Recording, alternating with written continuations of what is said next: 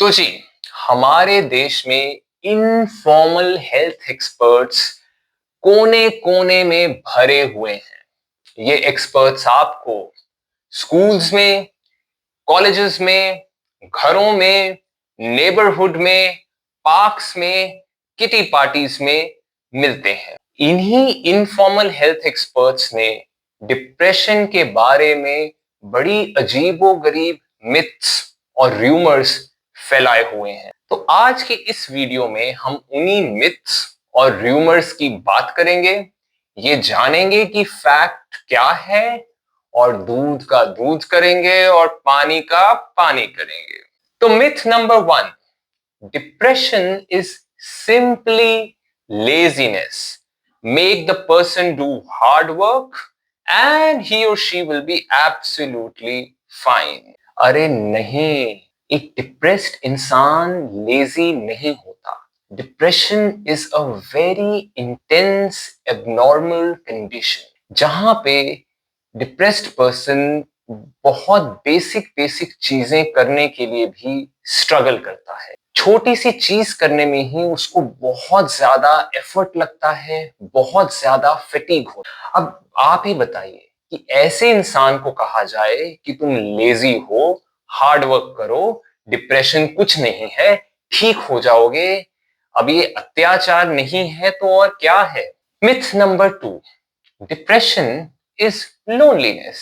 Get him or her married off, push him or her into a relationship, and depression will be fine.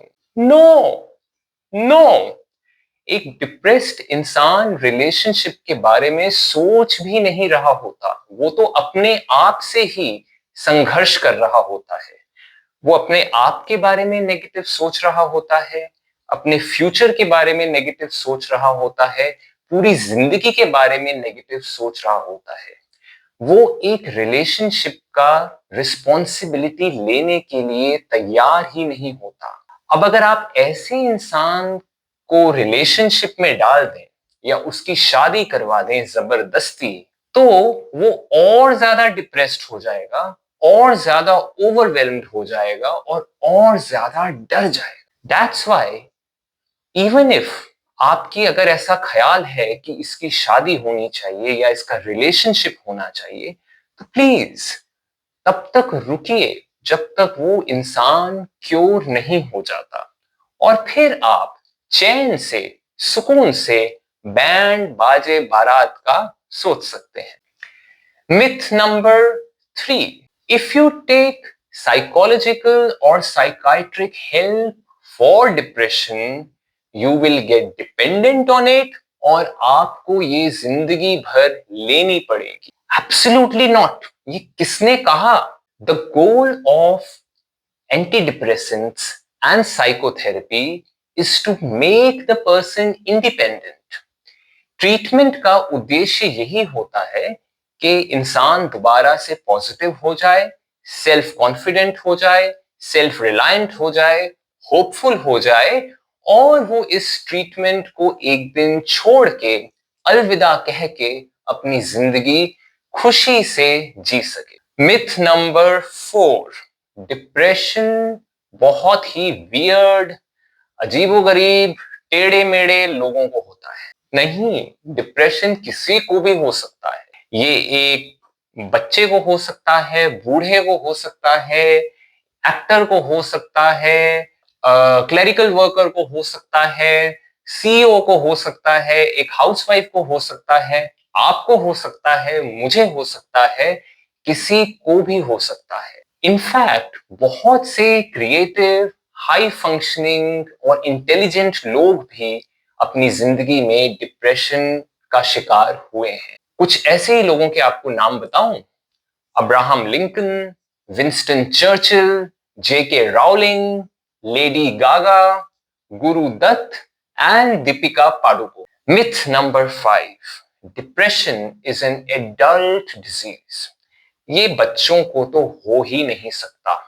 हम लोग अक्सर यही सोचते हैं ना कि बच्चों की तो लाइफ बहुत ही आसान है, खाया पिया, खेला कूदा, यूट्यूब देखी, सो गए, बड़ी मौज की जिंदगी है, इन्हें काहे का depression. Well, this is not true. According to CDC statistics, around 4% children across the world between the ages of 3 and 17 suffer from depression. And suicide is the second leading cause of death in adolescents. तो depression बहुत तेजी से बढ़ रहा है हमारे छोटे छोटे बच्चों में और हमारे टीनेजर्स में। इसीलिए जब भी कोई बच्चा, जब भी कोई टीनेजर, जब भी कोई यंग एडल्ट आपसे आके ये कहे कि वो उदास है, वो जिंदगी से निराश है, वो सुइसाइडल है, तो इस बात को इग्नोर मत कीजिए और उसकी हेल्प कीजिए। अक्सर ये होता है ना कि हम कहीं से कुछ कंसेप्ट सुन लेते हैं, कुछ मिथ अपना लेते हैं और फिर जिंदगी को हम वैसे ही देखने लग जाते हैं, एक कॉम्प्लेक्स रियलिटी को सिंप्लीफाई कर। बट अगर हमें जिंदगी को असली में देखना है और अगर हमें लोगों को जानना है, उनको सपोर्ट करना है, उनकी हेल्प करनी है, तो we need to see the world with open eyes, with open brain, and with an open heart.